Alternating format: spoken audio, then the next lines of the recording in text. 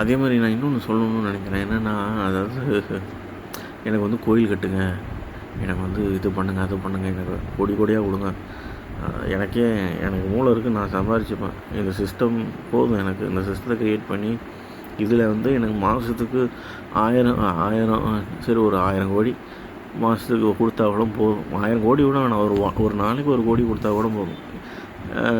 ஏன்னா இந்த சிஸ்டத்தை கண்டுபிடிச்சது நான்.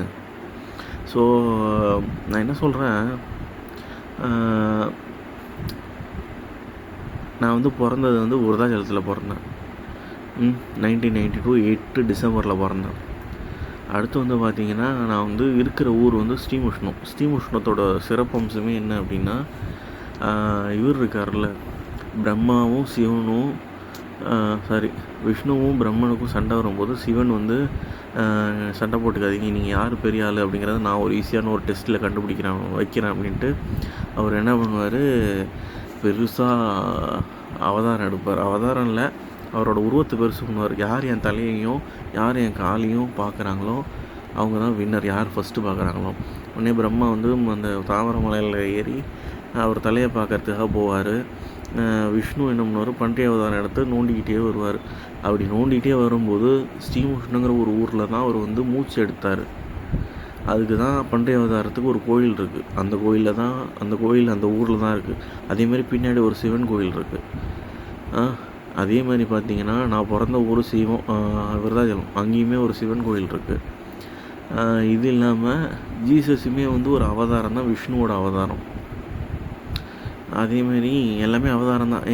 பிரம்மனே ஒரு அவதாரம் தான். அவர் வந்து ஒரு தொப்புள் கொடியிலேருந்து ஒரு அதுதான் அப்படி அந்த இதில் காட்டிருப்பாங்க, அவர் தொப்புள் கொடியிலேருந்து பிறந்தார் விஷ்ணுவுக்கு அப்படின்னு. இந்த மாதிரி இதெல்லாம் அவதாரங்கள். நான் பிறந்தது இங்கே தான். இப்போ நான் இருக்கிறது திட்டக்குடியிலையுமே பார்த்தீங்கன்னு வச்சிங்களேன், ஒரு ஆச்சரியமான ஒரு விஷயம் இருக்குது.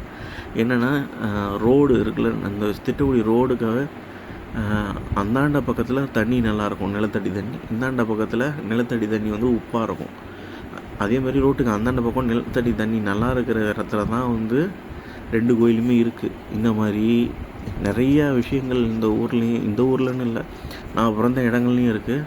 இந்த மாதிரி ஸ்ரீமுஷ்ணத்தில் தமிழ்நாட்டில் இந்தியாவில் வந்து நிறைய விஷயங்கள் இருக்குது இந்த மாதிரி. அதே மாதிரி திருப்பதி பற்றி சொல்லவே தேவையில்லை. திருப்பதியில் அவர் வந்து இறங்குனார், அதனால தான் திருப்பதி போயிட்டு வந்தால் எதுவுமே நடக்கும்பாங்க. அது ஒரு சக்தி வாய்ந்த கோயில். இந்த மாதிரி எல்லாமே இருக்குது. மக்களை வந்து சொல்கிறதுக்கு, அதாவது எக்ஸாம்பிள் எவ்வளவோ இருக்குது.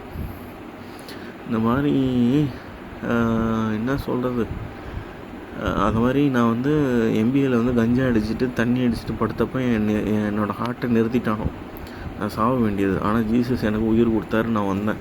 அதே மாதிரி அடுத்த கொஞ்ச நாளில் என்னை ஒரு ஆக்சிடெண்ட் பண்ண பார்த்தோன்னா, அப்போ நான் ஹெல்மெட் போட்டிருந்தேன். எனக்கு செம அடி, எனக்கு வந்து அந்த கட்டவரெல்லாம் உடஞ்சி போச்சு. ஆனால் ரொம்ப அடி இல்லை,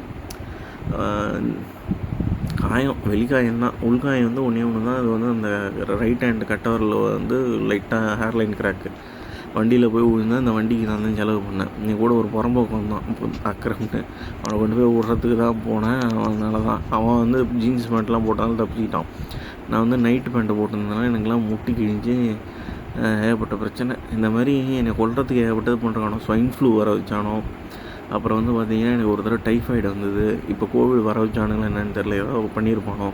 இந்த மாதிரி என்னை சாவடிக்க எத்தனையோ தடவை ட்ரை பண்ணானோ. அதேமாரி நான் ஒரு தடவை குளத்துல மூழ்கி எங்கள் ஸ்ரீமுஷ்ண ஊரில் சாவை பார்த்தேன். அப்போ மணி என்னன்னு ஒரு பையன் தான் காப்பாற்றினான்.